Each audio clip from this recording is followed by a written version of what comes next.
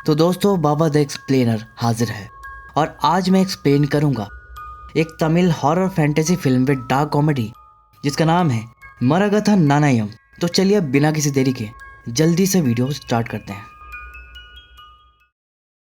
तो फिल्म की शुरुआत में हमें बताया जाता है कि कई साल पहले लगभग 1005 बीसी में एक राजा हुआ करते थे जिनका नाम था इरमपोराई, जो कि पल्लव राज्य में शासन करते थे और वो छोटा सा राज्य था। तो एक बार क्या होता है कि सोलंकापुरम नाम के एक बड़े राज्य ने पल्लव राज्य पर अटैक कर दिया और उसे हराना इरमपोराई की बस की बात नहीं थी, जिसके लिए इरमपोराई ने वन देवी की पूजा की, उनसे मदद मांगी, जिस पर वन देवी राजा को एक सिक्का देती है। वो सिक्का एक हरे रंग की मणि से बना हुआ था और ये कोई आम सिक्का नहीं था, एक चमत्कारी सिक्का था। राजा ने उस सिक्के को अपने पास रख लिया और अपनी तलवार में ही उसे जड़ दिया। अब राजा उसी तलवार के साथ ही युद्ध में जाता है और वो युद्ध जीत जाता है।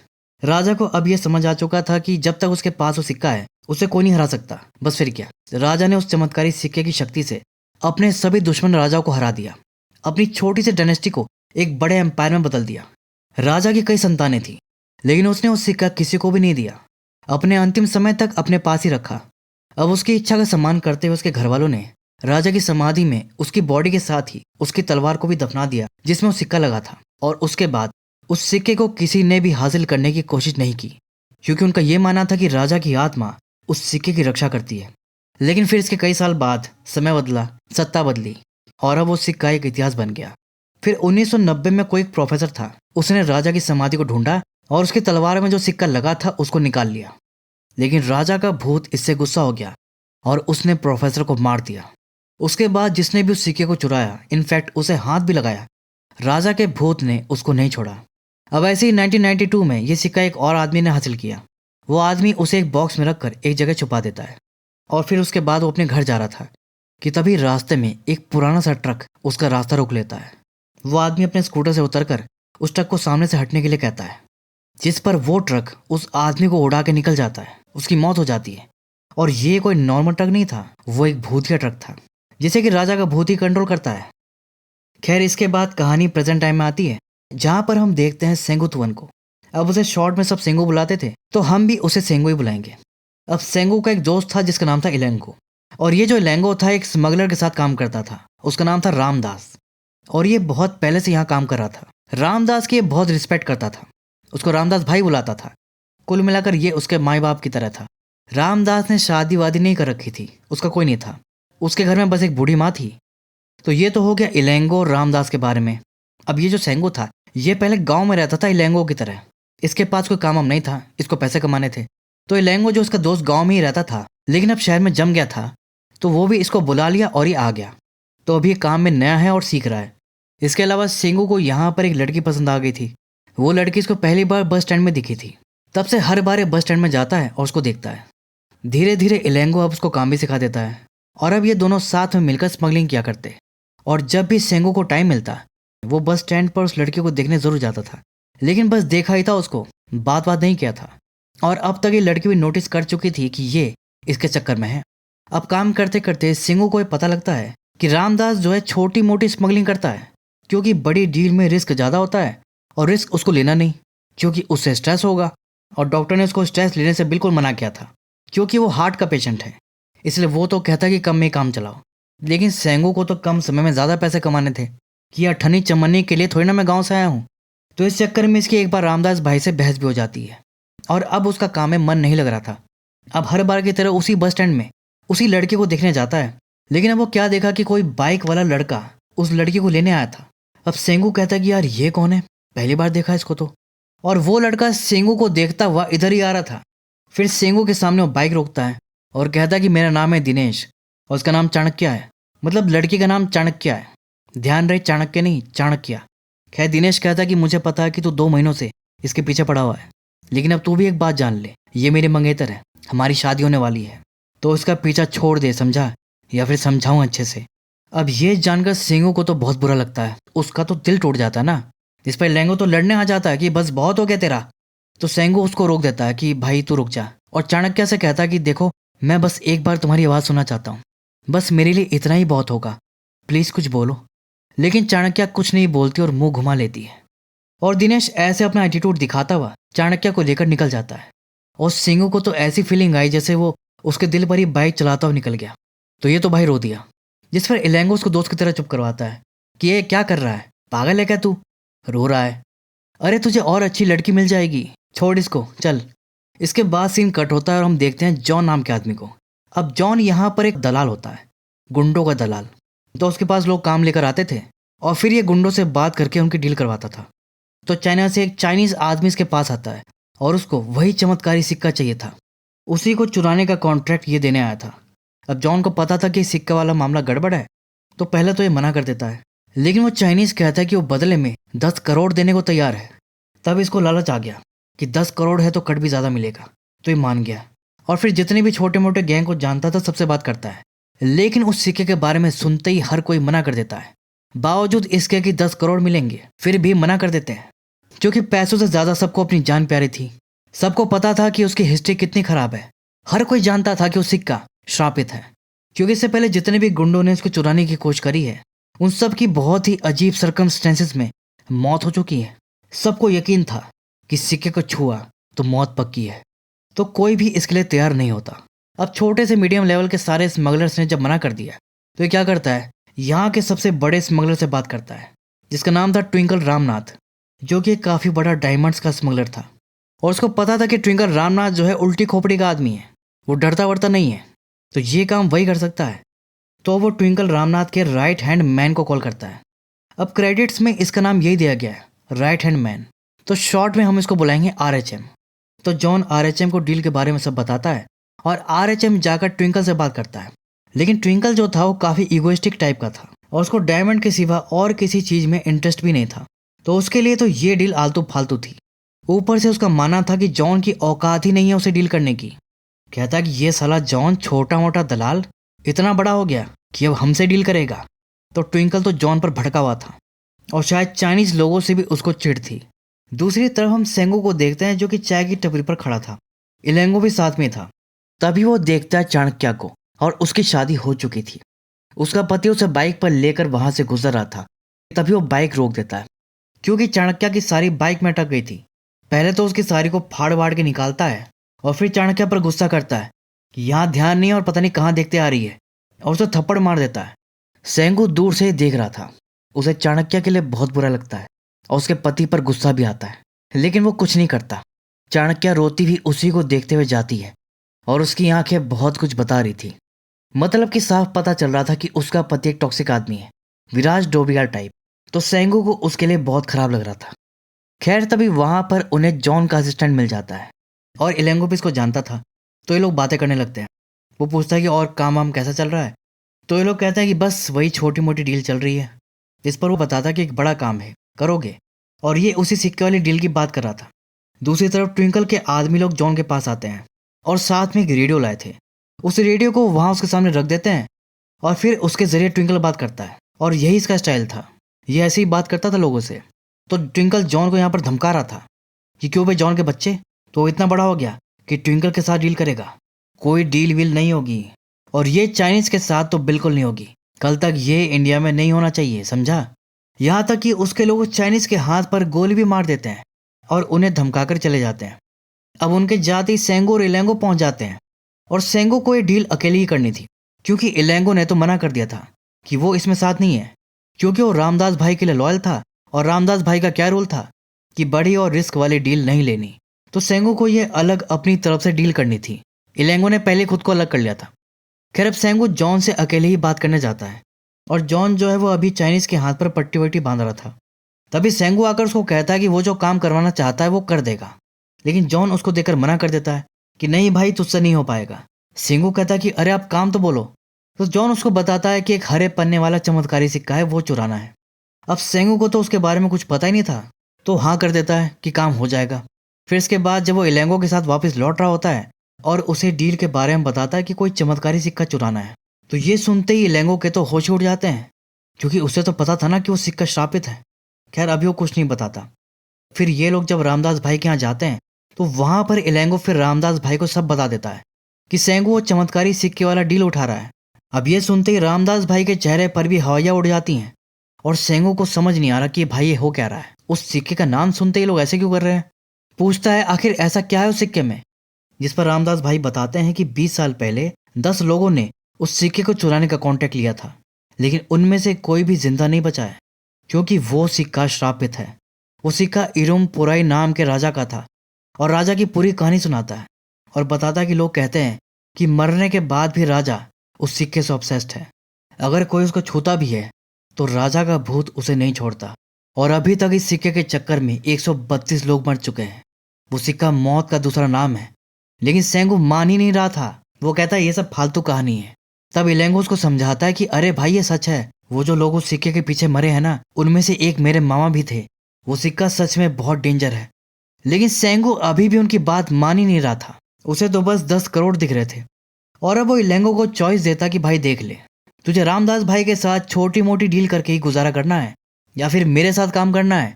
मैं तुझे 5 करोड़ दूंगा, बता। जिस पर इलेंगो तो रामदास भाई का मुंह देखता है और कुछ नहीं बोलता। फिर सेंगू वहां से चला जाता है। इसके बाद हम देखते हैं कि वो उस सिक्के के बारे में स्टडी कर रहा था। तभी वहां पर इलेंगो आ जाता है और कहता है कि वो उसके साथ काम करने को तैयार है। मतलब वो 5 करोड़ में बिक गया था, रामदास भाई का साथ छोड़ दिया था। खैर अब सेंगू सिक्के के बारे में कई सारी इंफॉर्मेशन कलेक्ट करता है, जिसमें कि उसे पता चलता है कि वो अभी आर्कियोलॉजिकल डिपार्टमेंट के पास है और जिस टीम ने सिक्के को ढूंढा था उनमें से ज्यादातर लोग भी मर चुके हैं। मतलब जो 132 लोग मरे थे उनमें ये लोग भी आते हैं। लेकिन बस एक इंसान जिंदा बच गया था जो कि आर्कियोलॉजिकल डिपार्टमेंट की टीम का हेड था और उसका नाम था पांडु। तो अब सेंगू कहता है कि सिक्के का पता लगाना है तो पहले इस पांडु को पकड़ना पड़ेगा। लेकिन फिलहाल जो पांडु था वो अपनी फैमिली के साथ मलेशिया टूर पर गया था और उसे लौटने में अभी 1 हफ्ता था। तो जब तक वो नहीं लौटता तब तक इनको वेट करना पड़ेगा।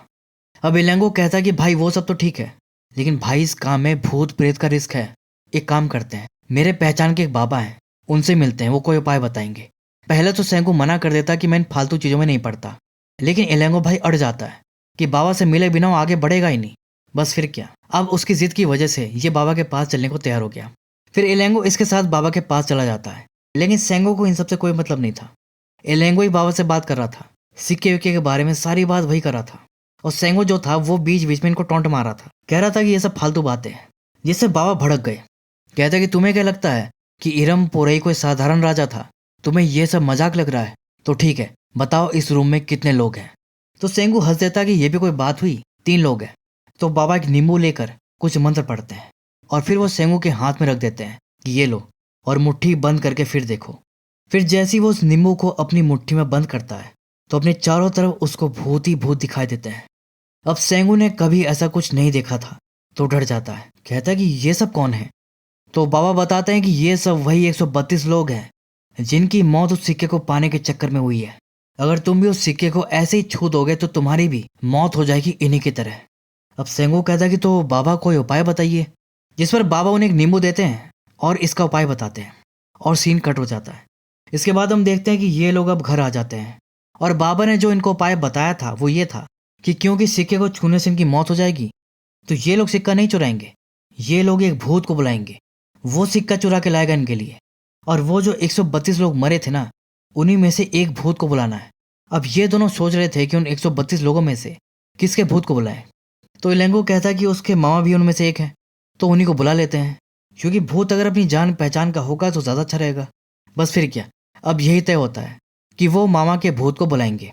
अब भूत को बुलाने का तरीका जो बाबा ने बताया था उसी तरीके को ये लोग फॉलो करते हैं, जिसमें करना क्या था कि एक दिया जलाकर उसके बगल में एक नींबू को रख देना है और फिर जो उन्होंने मंत्र बताया था वो पढ़ना है और जिसकी आत्मा को बुलाना है, मतलब मामा, उनका नाम लेना है। फिर एक सुई लेकर अपनी जीभ में चुभाना है, उसकी टिप पर खून लगाना है और उस खून लगे हुए सुई को नींबू के अंदर घुसा देना है। और जैसे ही उन्होंने ये रिचुअल किया, दरवाजे पर नॉक होता है। ये दोनों एकदम से डर जाते हैं कि मामा का भूत आ गया। अब बुलाया तो उन्होंने ही था। तो इलेंगो जो है जैसे तैसे हिम्मत करके दरवाजे की तरफ बढ़ता है और जैसे वो दरवाज़ा खोलता है तो दरवाजे पर कोई भूत नहीं था। वो एक आदमी था जो कि बहुत ही शॉकिंग न्यूज़ लेकर आया था कि जो रामदास भाई हैं उनकी मौत हो गई है, उनको हार्ट अटैक आया और वो चल बसे। ये सुनते ही इलेंगो को तो बहुत बड़ा शौक लगता है, तो वो उस आदमी के साथ तुरंत भागा हुआ जाता है। रिचुअल वगैरह सब भूल गया। शौक तो सिंगो को भी लगा था कि ये एकदम से क्या हो गया। फिर वो देखा कि वो रिचुअल वाला नींबू भी वहीं ऐसे ही पड़ा था। अब उसको वहाँ ऐसे ही छोड़ना ठीक नहीं लगा, तो ये उसको उठाकर जेब में रख लिया और फिर ये भी इलेंगो के पीछे भाग लिया। इधर सब रामदास भाई की मौत पर शोक मना रहे थे तभी ये दोनों भागे भागे आए, देखे कि सामने रामदास भाई की बॉडी पड़ी है और सब लोग रो रहे हैं। और जो उसकी बेचारी बूढ़ी माँ थी वो तो टूटी गई थी। इलेंगो तो बॉडी के पास ही बैठकर रोने लगता है और सेंगो उसकी माँ को संभालता है। फिर अगले दिन रामदास भाई की अंतिम क्रिया होती है। प्रॉपर रिचुअल करके उन्हें शमशान में दफनाया जाता है। अब पूरे दिन इलेंगो बेचारा दुखी रहता है, क्योंकि इसको ऐसा फील हो रहा था कि रामदास भाई की जो हार्ट अटैक से मौत हुई है उसका जिम्मेदार कहीं ना कहीं यही है, क्योंकि इसको पता था कि वो दिल के मरीज हैं। जरा सा भी स्ट्रेस उनकी जान ले सकता है, इसलिए वो बड़े और रिस्क वाले डील से दूर रहते थे। और ऐसे टाइम पर इलेंगो ने लालच में आकर उनका साथ छोड़ दिया, तो यही सब उसके दिमाग में चल रहा था, इसलिए वो बहुत दुखी था। खैर इसके बाद हम देखते हैं कि अगली सुबह ये दोनों अपने रूम में सो रहे थे, तभी दरवाजे पर नॉक होता है, जिससे कि इलेंगो की नींद टूट जाती है। फिर जाकर दरवाज़ा खोला और ये नींद में था, ऐसे आंख फाँख मल रहा था। फिर ध्यान से देखा कि सामने रामदास भाई खड़े थे, तो ये चिल्ला दिया और वो इतनी जोर से चिल्लाया था कि सेंगो भी उठ गया। फिर देखा कि इलेंगो तो यहीं सो रहा था, कहाँ चला गया। फिर देखा कि दरवाज़ा खुला है, वहाँ भी कोई नहीं था। फिर घर में आवाज़ लगा रहा कि इलेंगो, सब जगह देख रहा है, तो पता चला कि वो बाथरूम में बैठा हुआ है और बुरी तरह से कांप रहा है। सिंगो कहता कि अरे क्या हुआ, ऐसे चिल्ला क्यों रहा था। तो वो कहता कि भाई पीछे देख। फिर ये पीछे देखा कि अरे रामदास भाई हैं, नमस्ते भाई। वो भी नमस्ते करता है, लेकिन फिर उसको ध्यान आया कि अबे एक मिनट, रामदास भाई तो मर गए थे। फिर वो डर कर इलेंगो को पकड़ लिया। अब दोनों डर के मारे कांप रहे हैं। उन्हें समझ नहीं आ रहा कि ये कैसे हुआ। रामदास भाई को तो कल ही दफना के आए थे, तो ज़ॉम्बी बनकर वापस कैसे आ गए। आवाज़ भी बदली हुई लग रही है। जिस पर वो बताते हैं कि वो रामदास नहीं है, बल्कि मामा है, इलेंगो के मामा। और कहते हैं कि तुम्ही ने तो मुझे बुलाया था। फिर वो उन्हें वही नींबू दिखाते हैं और बताते हैं कि जब ये लोग रामदास की बॉडी को दफना रहे थे, उसी बीच सेंगू जेब से फ़ोन निकाला, जिसके साथ वो नींबू बाहर निकलकर सीधा रामदास की बॉडी के ऊपर गिरा था। अब इन्होंने जो रिचुअल किया था उससे मामा की आत्मा नींबू में आ गई थी, और रामदास की बॉडी के कांटेक्ट में आते ही नींबू से आत्मा निकलकर इस डेड बॉडी को पोसेस कर ली। तो अभी रामदास की डेड बॉडी में मामा की आत्मा है। तो अब मामा का भूत सिक्का चुराने में इनकी मदद करेगा। लेकिन इससे पहले वो कहते हैं कि मुझे अपने 3 दोस्तों को भी बुलाना है, और वो सभी मर चुके थे।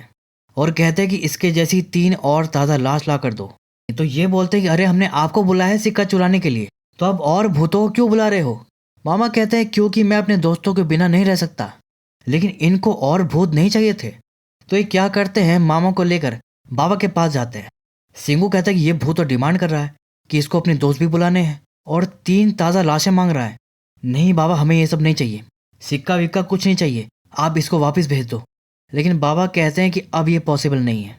जिस काम के लिए इसको बुलाया गया है वो काम किए बिना वापस नहीं जाएगा, और जो भी ये डिमांड कर रहा है ना वो पूरी कर दो, नहीं तो तुम जानते नहीं अभी इसको, ये छोटा शैतान है, और अभी 2 दिन में अमावस्या भी आ रही है, तो ध्यान रखना। इसके बाद हम देखते हैं कि रात में वो दोनों अपने रूम में सो रहे थे। अब मामा तो मुर्दा था, तो वो तो सोता होता नहीं था, वो बैठा हुआ था।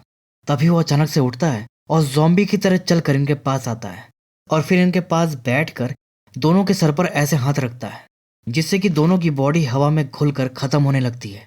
जिसके अगले ही पल सेंगो घबराकर उठ जाता है, साथ में इलेंगो को भी उठा देता है। फिर देखा कि मामा तो बेड पर ही बैठे हैं, और कहते हैं क्या हुआ भांजे, कोई बुरा सपना देखा क्या। ये बोलता है नहीं कुछ नहीं। इस पर मामा कहते हैं कि मैंने तुम दोनों के सर को अपने हाथ से पकड़ा और तुम दोनों मिट्टी बनकर हवा में उड़ने लगे, यही देखा ना।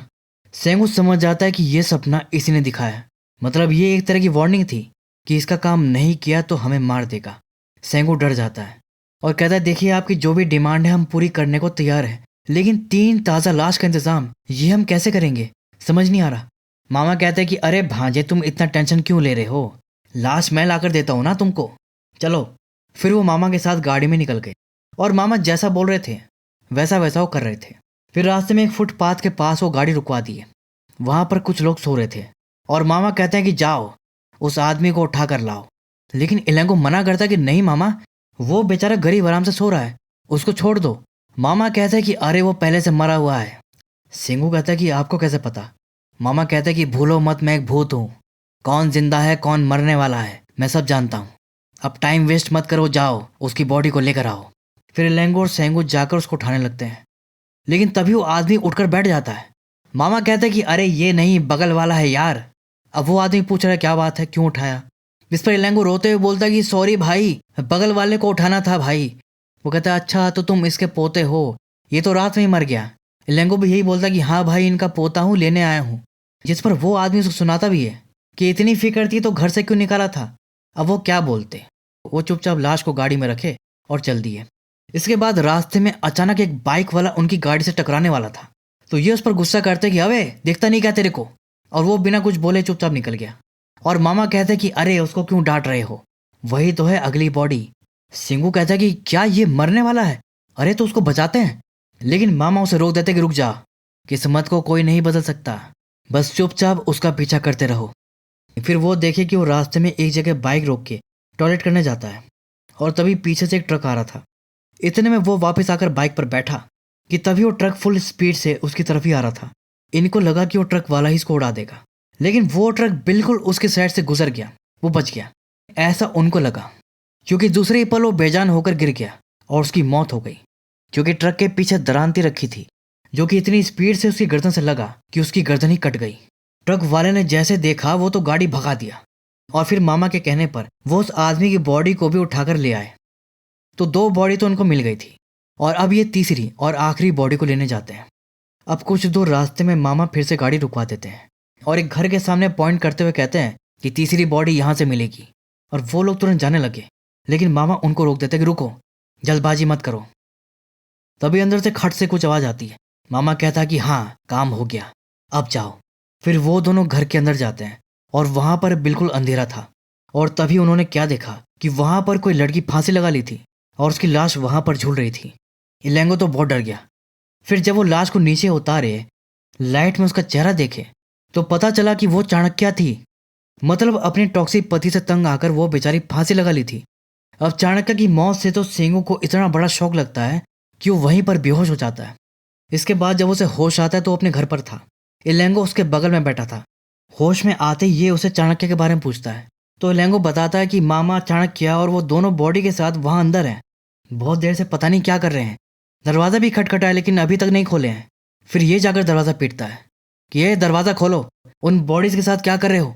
देखो, आपको उन दोनों के साथ जो भी करना है करो, लेकिन मेरी चाणक्य को छोड़ दो, उसे इन सब में मत घसीटो। फिर वो लैंगो से कहता है कि वो बेचारी अपनी जान दे रही थी और मैं उसे बचा भी नहीं पाया। और फिर वो दोबारा दरवाजा पीटता है, अरे खोलो दरवाजा। और तभी दरवाजा खुल जाता है और शॉकिंगली ये चाणक्य ने खोला था। वो कहता है कि चाणक्य, तुम वापस आ गई, तुम ठीक हो। लेकिन वो कुछ नहीं बोलती और चुपचाप जाकर सोफे पर बैठ जाती है। फिर ये जाकर उससे बात करने की कोशिश करता है कि चाणक्य, तुम ठीक हो, प्लीज कुछ बोलो, मैंने कभी तुम्हारी आवाज नहीं सुनी, प्लीज बस एक बार मुझसे बात करो। तभी अचानक वो भड़क जाती है, मतलब भड़क जाता है, कह रहे बहुत हो गया तेरा, जब से बड़बड़ बड़बड़ कर रहा है, दिमाग खा लिया मेरा, सुन ली आवाज। सेंगू को तो अपनी कानों पर यकीन ही नहीं होता क्योंकि उसकी आवाज बिल्कुल मर्दाना थी। तभी मामा आता है। इलेंगो कहता है कि अरे इसकी आवाज तो आदमी जैसी है। मामा कहता है कि हाँ, तो जब अंदर आदमी है तो आदमी की आवाज होगी ना। मतलब ये चाणक्य नहीं थी, मामा ने उसकी बॉडी में अपने दोस्त की आत्मा डाल दी थी, तो अब वो बस एक जिंदा लाश है जिसमें कि एक आदमी की आत्मा है और उसका नाम है नेसामनी। अब सेंगू पूछता कि और बाकी लोगों का क्या हुआ, तो मामा कहता है कि जाओ अंदर जाकर देख लो। फिर वहां जाकर देखा तो बाइक वाले के अंदर भी मामा ने कोई भूत घुसा दिया था। अब उसकी गर्दन कटी हुई थी तो वो अपनी गर्दन सील रहा था। वैसे मामा ने पहले ही सील दिया था लेकिन ये थोड़ा और ठीक से कर रहा था। उसके बाद वो सीटी बजाता हुआ बाहर आता है। रही बात तीसरे की, मतलब वो फुटपाथ वाला, तो वो वैसे ही पड़ा था मुर्दा।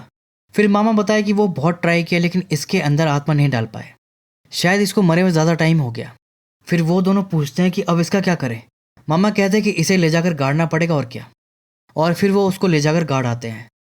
और अब इन सब के बाद उनका काम था उस सिक्के को हासिल करना, और उसके बारे में एक ही आदमी जानता था और वो था पांडु, जो कि अब ट्रिप से वापस आ चुका था। तो ये उसको उठाने का प्लान बनाते हैं, जिसमें कि इनको ऐसा दिखाना था कि ये लोग ट्विंकल रामनाथ के आदमी हैं, ताकि इल्ज़ाम सीधा उस पर लगे और ये लोग बच जाए। बस फिर क्या, अगली सुबह जब पांडु मॉर्निंग वॉक पर निकला हुआ था, तभी ये लोग ट्विंकल के स्टाइल में वैन लेकर आते हैं और पांडु को किडनैप करके ले जाते हैं। और फिर उसके सामने ऐसा दिखाते हैं जैसे वो ट्विंकल रामनाथ के लोग हैं, उन्हीं के जैसे उन्होंने कपड़े पहने हुए थे, और वैसे ही रेडियो उसके सामने रख देते हैं। और फिर नेसामनी, जो भूत चाणक्य की बॉडी में था, वो ट्विंकल रामनाथ बन के बात करता है और सिक्के के बारे में पूछता है। तो ये डर के मारे बता देता है कि वो कोई सितारा वली नाम के पोस्ट ऑफिस में है। जिसके बाद अब ये लोग उसी सितारा वली पोस्ट ऑफिस में जाते हैं और वहां पर उनको बॉक्स मिल जाता है जिसमें कि सिक्का रखा था। लेकिन सेंगो और इलेंगो उस बॉक्स को अभी नहीं खोलते क्योंकि मामा ने मना किया था। और ऐसे ही बॉक्स को लेकर मामा के पास जाते हैं। फिर वही बॉक्स खोलकर सिक्का निकालते हैं। तो आखिरकार इनको सिक्का मिल गया था जिसके लिए इन्होंने इतनी मेहनत की थी। लेकिन सेंगू जो था वो इसका क्रेडिट भूतों को देने को तैयार ही नहीं था। वो तो कहता कि इसमें कोई बड़ी बात थी ही नहीं, ये तो हम लोग भी कर लेते, बिना मतलब कि तुम लोगों को बुलाकर इतना ड्रामा किया। तो इलैंगो अपने मामा की साइड लेते हुए बोलता है कि भाई तू पागल है क्या, सिक्का उठाता कैसे, अगर तू उसको छूता तो मर जाता। सिंगू कहता है कि अरे कोई और तरीका निकाल लेते हम। जिस पर मामा भड़क जाते हैं कि तुम्हें ये सब इतना आसान लग रहा है ना, तो फिर ये लो, संभालो इस सिक्के को, और सिक्का उसकी तरफ उछाल देते हैं। लेकिन वो सिक्का गलती से इलैंगो पकड़ लेता है। वो सिक्का छू दिया था और अब वो डर जाता है कि अब क्या होगा। तभी अचानक से लाइट चली जाती है और फिर वहां पर राजा का भूत आ जाता है और फिर अंधेरा छा जाता है। और उसके बाद हमें पता चलता है कि इलैंगो असल में डर के मारे बेहोश हो गया था। तभी वो घबराकर उठ जाता है। उसे पता चलता है कि वो जिंदा है। वो हैरान था कि ऐसा कैसे हुआ। जिस पर मामा बताते हैं कि अरे भांजे वो सिक्का नकली था, इसलिए तुझे कुछ नहीं हुआ। फिर वो कहता है कि लेकिन मुझे याद है कि सिक्का हाथ में लेते ही लाइट चली गई थी और फिर राजा का भूत भी दिखाई दिया था। जिस पर मामा कहते हैं कि अरे भांजे वो लाइट अपने आप चली गई थी और वो कोई राजा का भूत नहीं था, बल्कि वही था वो फुटपाथ वाले चाचा जिनको ये लोग दफना दिए थे। और वो कब्र से निकलकर वापस आ गए थे और यहाँ आकर फिर से मुर्दा हो गए। मतलब उनमें आत्मा आ रही थी और जा रही थी टेम्पररी, मतलब कि इनके तंत्र में थोड़ा ग्लिच था। खैर अब ये लोग उनको ले जाकर वापस दफना देते हैं और ऊपर एक बड़ा सा पत्थर भी रख देते हैं ताकि वो दोबारा बाहर ना आ पाए। दूसरी तरफ ट्विंकल रामनाथ जो था वो न्यूज़ देख रहा था जिसमें कि उसी सिक्के की चोरी होने की न्यूज़ आ रही थी। और पांडु यहाँ पर यह स्टेटमेंट दे रहा था कि ट्विंकल रामनाथ के लोगों ने पहले उसको किडनैप किया, फिर फोर्सफुली उससे उस सिक्के के बारे में पता लगवाया और उसी ने वो सिक्का चुराया है। अब ट्विंकल सोचता है कि भाई मैंने तो कुछ किया ही नहीं, तो मेरे नाम से कौन खेल गया। फिर इसके बाद हम पांडु को देखते हैं जो कि जॉगिंग कर रहा था। उसका कहना था कि पिछली बार उसको वॉकिंग करते हुए उठा लिया था, इसलिए वॉकिंग ही छोड़ दिया हूँ, अब जॉगिंग करता हूँ। तभी ट्विंकल के लोग आते हैं और उसको किडनैप करके ले जाते हैं। फिर जब ट्विंकल उससे बात करता है तो उसे पता चल जाता है कि वो उसे नहीं जानता है। मतलब साफ है कि कोई और ट्विंकल के नाम पे ये सब कर रहा है और ट्विंकल ने अब ये अपने ईगो पर ले लिया था क्योंकि सिक्का चुराने का इल्जाम उस पर लगा है। उसका कहना था कि वैसे तो कमिश्नर की हिम्मत नहीं मुझसे कुछ पूछने की, लेकिन अगर उसने पूछ लिया और सिक्का मेरे पास नहीं हुआ तो मेरी तो बेइज्जती हो जाएगी ना। पहले मुझे उस सिक्के में कोई इंटरेस्ट नहीं था, लेकिन अब मुझे वो सिक्का चाहिए। फिर पांडु से कहता है कि जो लोग उनको किडनैप किए थे उनका हुलिया, उनकी सब निशानियां बताओ। और पांडु को जो भी कुछ पता था वो सब बता दिया। दूसरी तरफ सेंगू उस नकली सिक्के के बारे में जानना चाह रहा था कि उसे किसने बनाया और बनवाया, कौन है इस घपले के पीछे। तो एक कारीगर उसको देख के बताता है कि इसको 20 साल पहले बनाया गया है और उस टाइम पर सिर्फ एक ही ऐसा कारीगर था जो इस लेवल की कॉपी बना सकता था। उसका नाम था रायमल स्वामी। अब इसके बाद फिर ये लोग रायमल स्वामी के घर जाते हैं जो कि बहुत ही बूढ़े हो चुके थे और उन्होंने खाट पकड़ ली थी। मतलब मान लो कि उनका अंतिम समय ही चल रहा है। अब सेंगू मामा से कहता है कि आपको तो पता होता है ना कि कौन कब मरने वाला है, तो इनके पास कितना टाइम है। मामा तो कहते हैं कि टाइम नहीं है, जो भी है जल्दी पूछ लो, तब तक हम लोग मिलकर इन्हें रोकने की कोशिश करते हैं। फिर वो तीनों भूत हाथ पकड़ के खड़े हो जाते हैं ताकि वो चाचा को कुछ समय के लिए रोक सके। फिर सेंगू उनसे बात करता है, उनको सिक्का दिखाता है, पूछता है कि ये आपने ही बनाया था। तो चाचा हाँ में सर हिलाते हैं। फिर वो पूछता है कि इसको किसने बनवाया था, जिस पर चाचा उसकी चेस्ट पर ऐसे अलग अलग पॉइंट पर टच करते हैं और फिर साइड में कैलेंडर की तरफ देखते हैं और अपने प्राण त्याग देते हैं। भूत उनको यहीं तक रोक पाए थे। अब मामा कहता है कि यार उस बुढ़े ने कुछ भी ठीक से बताया ही नहीं, बस पहले ही बुझा के चला गया। सिंगू कहता है कि वो आखिर में उस कैलेंडर को देखकर कुछ इशारा कर रहा था। इलैंगो कहता है कि मुझे लगता है कि वो भगवान कृष्ण की फोटो की तरफ इशारा कर रहा था, कहीं ऐसा तो नहीं कि उसका नाम कृष्णा है। मामा कहते हैं कि अरे भांजे ऐसे कुछ भी तुक्का मत मार, मुझे सोचने दे। फिर वो दूसरे रूम में जाकर सोचते हैं कि उसका क्या मतलब हो सकता है। तभी खुद माइल स्वामी की आत्मा वहां पर आ जाती है। फिर वही बताता है कि उसने जो चेस्ट पर अलग अलग पॉइंट करके टच किया था उसका मतलब था स्टेटोस्कोप, मतलब कि वो डॉक्टर है और उसका नाम है कृष्णा, डॉक्टर कृष्णा। बस इसके बाद फिर मामा जाकर सबको बताते हैं कि मुझे समझ में आ गया, उस इशारे का मतलब था स्टेटोस्कोप और कृष्णा मतलब डॉक्टर कृष्णा। लेकिन वो ये नहीं बताते कि भूत ने उनको बताया, बल्कि ऐसा दिखाता है जैसे उन्होंने खुद से क्रैक किया है, जिसके लिए उनकी खूब तारीफ होती है। फिर इसके बाद हम देखते हैं कि ट्विंकल के लोग रामदास के घर तक पहुंच जाते हैं और वहां उसकी बॉडी माँ से पता चलता है कि रामदास तो मर चुका है। वो लोग उसकी फोटो पर हार लगा हुआ भी देखते हैं, लेकिन ट्विंकल को लगता है कि वो जिंदा है और ये सब नौटंकी है। फिर RHM पूछता है कि भाई उसकी माँ का क्या करना है। ट्विंकल कहता है कि अरे वो बुढ़िया है बेचारी, टाइम आ ही चुका है। तो RHM उसको शूट कर देता है। ट्विंकल कहता है कि उस बुढ़िया के साथ क्या किया। ये कहता है कि बॉस मार दिया। आपने तो कहा था ना। ट्विंकल कहता कि पागल, मैंने कब कहा था, मतलब पूरी बात समझे बिना तो किसी को भी मार देगा।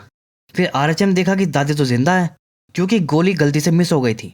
फिर वो कहता कि नहीं नहीं बॉस, वो बच गई है, वो गोली मिस हो गई थी। ट्विंकल कहता कि अच्छा हुआ तूने मिस कर दिया, बताओ बेचारी बूढ़ी को बिना बात में मार रहा था। तभी आरएचएम वहां पर उन तीनों की ग्रुप फोटो देख लेता है और उसे क्लिक करके चला जाता है। दूसरी तरफ ये लोग मेडिकल एसोसिएशन में जाते हैं, जहाँ के अधिकारी को घूस देकर ये कृष्णा नाम के सभी डॉक्टर्स की लिस्ट निकलवा रहे थे। लेकिन अचानक से ही प्रिंटर ब्लास्ट हो जाता है, कंप्यूटर भी खराब हो जाता है। सब शौक थे कि ये कैसे हुआ। और तभी मामा वहां पर साय को नोटिस करते हैं, मतलब ये किसी भूत ने किया था। लेकिन अब ये लोग सोच रहे थे कि वो किसका भूत होगा। इलेंगो कहता है कि कहीं ये उसी राजा का भूत तो नहीं था। नेसामनी कहता है कि अरे नहीं रे, वैसे हाल तो फालतू काम नहीं करेगा, वो आएगा ना तो सीधा बैंड बजा देगा, मुझे तो ये कोई लोकल भूत का काम लगता है। मामा कहते हैं कि वो जो कोई भी है हमारे आसपास ही है, मैं उसे महसूस कर सकता हूँ। फिर वो हाथ में नींबू लेकर कुछ मंत्र पढ़ते हैं, जिसके बाद वो बॉडी से बाहर निकल आते हैं और वहां पर बहुत सारे भूत दिखाई देते हैं, वही सब जो सिक्के के चक्कर में मर गए थे। अब उन्हीं से अलग थलग एक भूत पीछे खड़ा था, और यही था डॉक्टर कृष्णा, जिसका पूरा नाम था डॉक्टर अनंत कृष्णा। और इसी ने 20 साल पहले उस सिक्के की कॉपी बनवाई थी और असली सिक्के को चुरा कर वहां पर कॉपी रख दिया था। लेकिन बाद में इसकी भी मौत हो गई। राजा के भूत ने ट्रक से इसको उड़ा दिया था।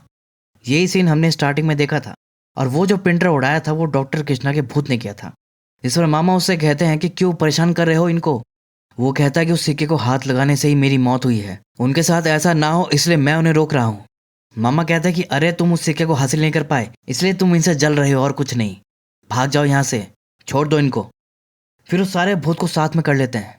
कहते हैं कि इंसानों में ही नहीं, हम भूतों में भी एकता होती है, ये सब मेरे साथ है, अब जाओ चले जाओ यहाँ से, छोड़ दो उन्हें। तो डॉक्टर कृष्णा कहता है कि ठीक है मैं तो जा रहा हूँ, लेकिन वो राजा का भूत इन्हें नहीं छोड़ेगा। फिर इसके बाद वो उसके हॉस्पिटल जाते हैं, जहाँ पर अभी उसका बेटा एज ए डॉक्टर काम करता था। अब मामा खुद पेशेंट बन जाते हैं और प्रॉपर अपॉइंटमेंट लेकर उससे मिलते हैं, और बातों बातों में कहते हैं कि वो उसके डैड को जानते थे और उस चमत्कारी सिक्के के बारे में भी जिक्र करते हैं। जिस पर कृष्णा का बेटा कहता है कि हाँ, उस सिक्के के बारे में मैंने भी माँ से सुना था।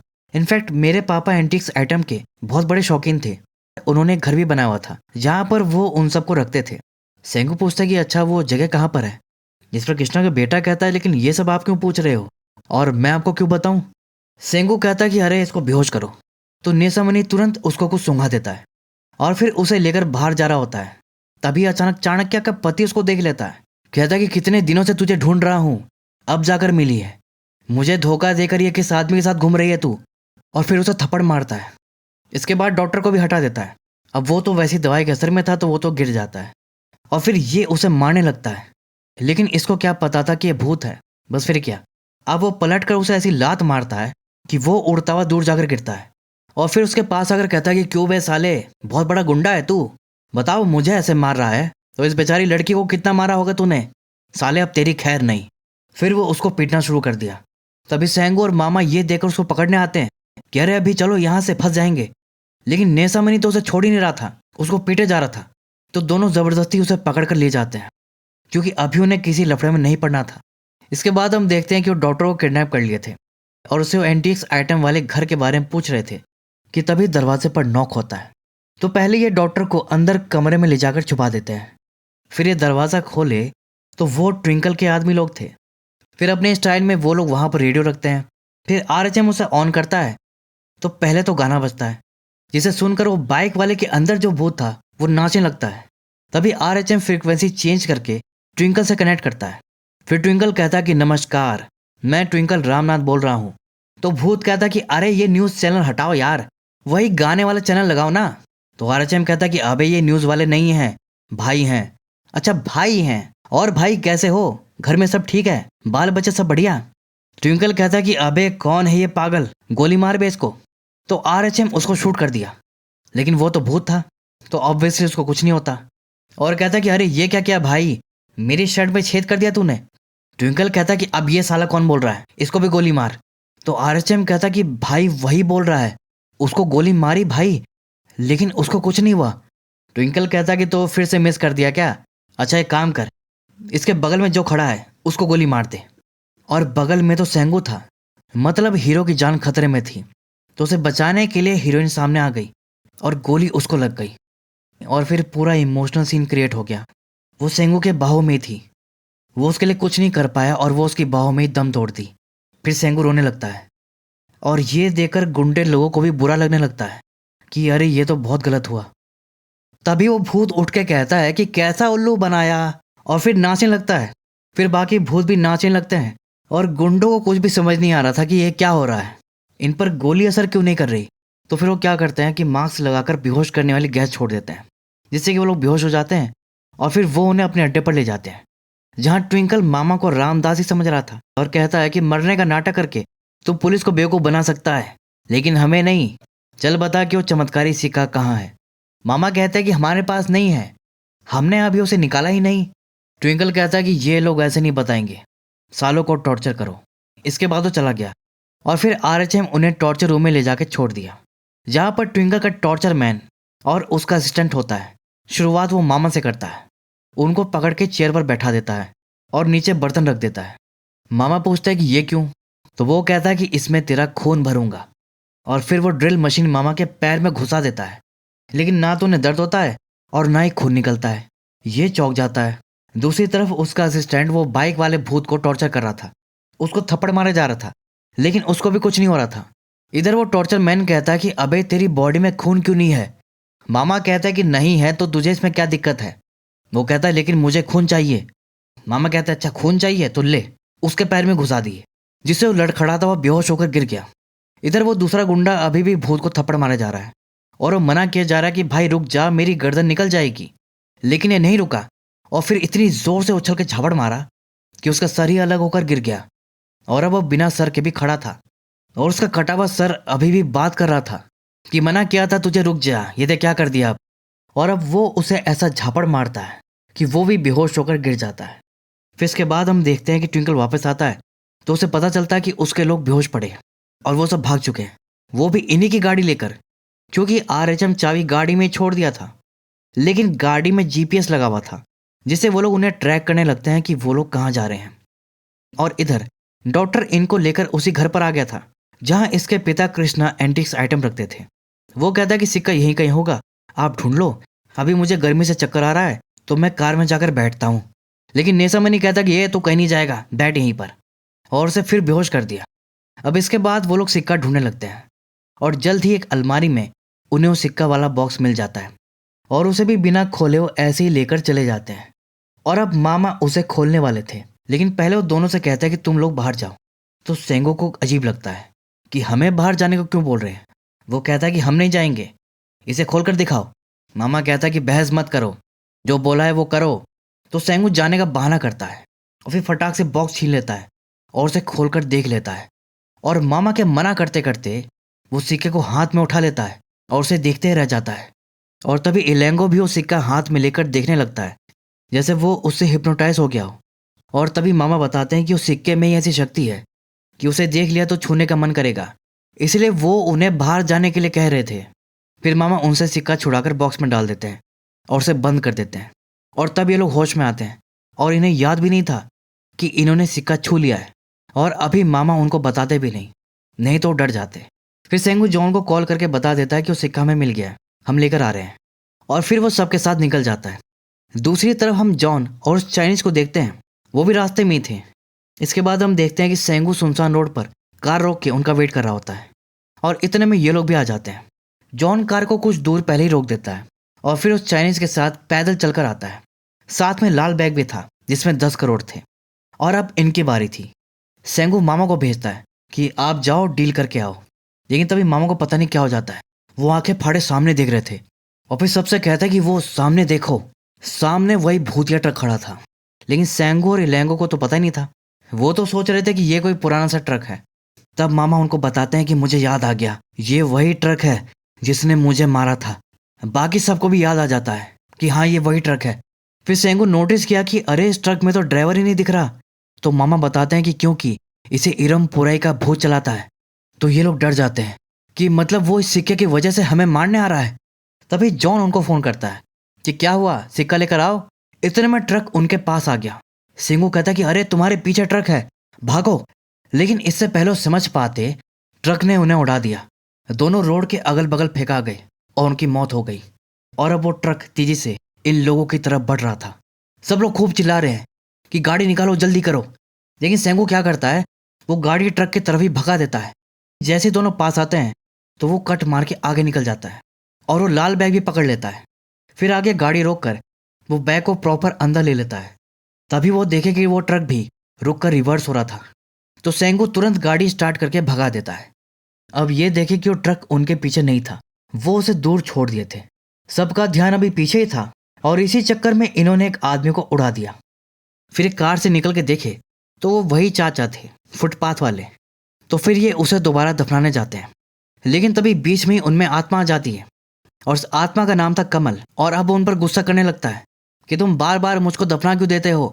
सेंगू कहता है कि देखो अभी इन सब का टाइम नहीं है, हमारी जान खतरे में है, और पूरा सीन समझाता है। तो कमल कहता है कि मैं तुम्हें इससे बचने का तरीका बता सकता हूँ। वो लोग पूछते हैं कि क्या तरीका है। कमल कहता है कि देखो, उस सिक्के को जहाँ से हटाया गया था, अगर तुम उसे वापस वहीं रख दो तभी राजा का भूत तुम्हें छोड़ेगा। दूसरी तरफ ट्विंकल और उसके लोग भी इनको ट्रैक करते हुए यहीं आ रहे थे। इधर अब ये सब राजा की समाधि पर जा रहे थे और कमल इनको गाइड कर रहा था। लेकिन तभी रास्ते में अचानक से वही ट्रक इनके सामने आ गया। तो ये लोग तुरंत यू टर्न लेकर गाड़ी भगाते हैं और तभी रास्ते में ट्विंकल के लोग उनको देख लेते हैं। वो उन्हें गाड़ी रोकने को कहते हैं तो सेंगू उनको क्रॉस करके आगे निकल जाता है। पीछे से वही ट्रक आ रहा था तो ट्विंकल के आदमी उस पर ही चढ़ जाते हैं। अभी उन्होंने देखा ही नहीं कि ट्रक बिना ड्राइवर के चल रहा है। बिना देखे आरएचएम ड्राइवर सीट की तरफ गन दिखाकर कहता है कि उस जीप का पीछा करो।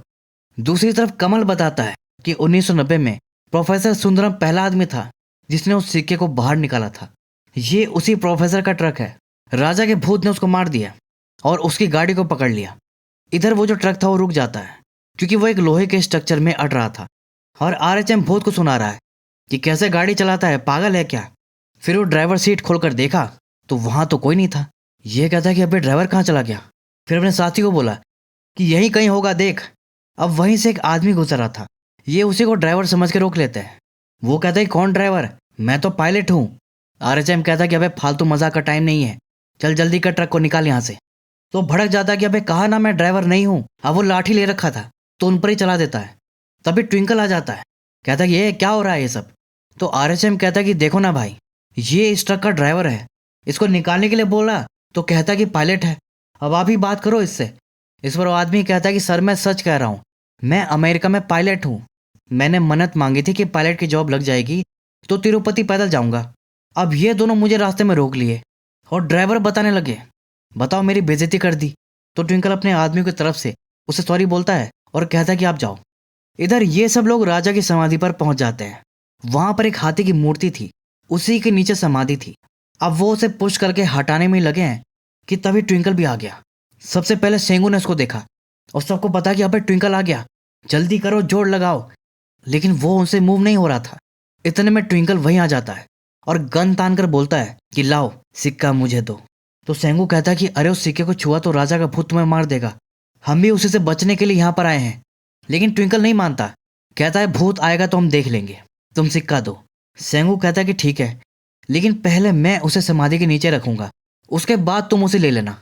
ट्विंकल कहता है कि अच्छा तो तुम इस सिक्के को नीचे रखोगे और उसके बाद वो मेरा हो जाएगा ना, ठीक है मुझे मंजूर है। फिर वो सब मिलकर उस हाथी को पुश करते हैं। तब जाकर राजा की समाधि खुलती है जहां पर राजा के कंकाल के साथ उसकी तलवार रखी थी। फिर ये बॉक्स से सिक्का निकाल कर तलवार में लगा देते हैं और इसी के साथ वो जो ट्रक हिल रहा था वो शांत हो जाता है। मतलब राजा का भूत शांत हो गया था। इधर कमल बोलता कि चलो अच्छा हुआ तुम लोग बच गए। ट्विंकल कहता है कि तुम्हारा ड्रामा पूरा हो गया तो हम ले लें इसको।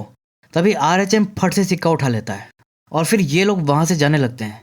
लेकिन उन्हें ये नहीं पता था कि राजा का भूत सच में है और अब वो उनके पीछे आएगा। खैर अभी वो लोग अपनी गाड़ी में जा रहे थे कि तभी सेंगू को याद आया कि अरे पैसे वाला बैग तो हम गाड़ी में ही छोड़ दिए। लेकिन ट्विंकल भाई ईमानदार था, वो कहता है कि अरे भाई ये किसका बैग है, तुम्हारा है ना, लो, और वहीं फेंक कर चला गया। और ये लोग खुश हो जाते हैं कि चलो अच्छा है, उसे थैंक यू बोलते हैं। और अब इन सब के बाद भूतों की विदाई होती है जिस दौरान सब इमोशनल हो जाते हैं क्योंकि इतने दिन सब साथ में रहे थे तो लगाव हो गया था। फिर मामा एक एक करके सबके अंदर से आत्मा को निकालने लगते हैं। सबसे पहले चाचा का नंबर आता है। मामा उसके माथे पर हाथ रखते हैं और कुछ मंत्र पढ़ते हैं और उसके बाद वो बेजान होकर पीछे गड्ढे में गिर जाता है। फिर बाइक वाले का नंबर आता है। जाने से पहले वो कहता है कि भाई मेरी बीवी बेचारी बहुत टाइम से पुरानी साड़ी पहन रही है, उसे एक नई साड़ी गिफ्ट कर देना। वो लोग कहते हैं बिल्कुल भाई। उसके बाद मामा उसके अंदर से भी आत्मा को निकाल देते हैं, वो भी बेजान होकर गड्ढे में गिर जाता है। और अब लास्ट में मामा नेसा मनी का भूत निकालने आते हैं, लेकिन वो उन्हें रोक देता है कि 2 मिनट रुक जा यार, ज़रा इनसे बात कर लूँ। और फिर वो सेंगू से कहता है कि क्यों रे दोस्त, अभी भी उस लड़की को याद करता है ना? वो कहता है कि हाँ भाई। नेसा मनी कहता है ठीक है, चलिए तेरे लिए। इसके अगले ही पल उसकी आवाज़ लड़की जैसी हो जाती है कि मैं हूँ चाणक्य, बहुत दिनों से तुम मेरी आवाज़ सुनना चाह रहे थे ना, यही है मेरी आवाज़। सेंगू तो उसे सुनता ही रह जाता है और फिर वो बोलती है कि तुमसे एक और बात कहनी है, और फिर उसे आई लव यू बोल देती है। जिस पर सेंगू उसे गले लगाने आ रहा था, तभी भूत उसको रोक दिया कि अबे रुक जा, कंट्रोल, तू तो सच में लड़की समझ लिया, चल रो मत, अब अच्छी लड़की मिल जाएगी तुझे, बस हो गया मेरा। फिर मामा नेसा मनी को भी निकाल देते हैं और चाणक्य की बॉडी फिर से बेजान होकर गड्ढे में गिर जाती है, जिससे सेंगू को बहुत दुख होता है। और अब मामा की बारी थी, लेकिन उससे पहले दोनों मामा को पकड़ के रोने लगते हैं। मामा कहते हैं कि मैं तो रो भी नहीं सकता, मेरी आंखों में आंसू ही नहीं है। और फिर इसके बाद मामा भी चले जाते हैं और यहीं पर ये मूवी खत्म हो जाती है। लेकिन कहानी अभी खत्म नहीं हुई, क्योंकि इसके बाद मिड क्रेडिट सीन में हम देखते हैं कि रास्ते में ट्विंकल इनको मिलता है। उसकी हालत खराब हो रखी थी, कहता कि एक ट्रक मेरे पीछे पड़ा है, उसमें कोई ड्राइवर भी नहीं है। तो वो लोग कहते हैं कि अरे उस ट्रक को राजा का भूत चलाता है, हमने तो तुमको मना किया था लेकिन तुम माने ही नहीं, अब पड़ गया ना भूत पीछे। ट्विंकल कहता है कि जैसे मुझको पता चला कि वो सिक्के की वजह से मेरे पीछे पड़ा है, मैंने वो सिक्का फेंक दिया और जैसे तैसे जान बचाकर यहाँ तक पहुँचा हूँ। तभी वो जो पायलट था ना, वो उसको वहीं मिल गया और कहता है कि लो सर, ये आपने गिरा दिया था और ये वही सिक्का था। मतलब जब ट्विंकल फेंका था तो ये सिक्का इसने उठा लिया था और इसको वापस दे दिया। अब सिक्का देखते ही सेंगो और रिलैंगो तो भाग खड़े हुए और फिर ये दोनों भी उनके पीछे भागे। तो इस तरह से इस फिल्म की एंडिंग ओपन छोड़ दी गई थी।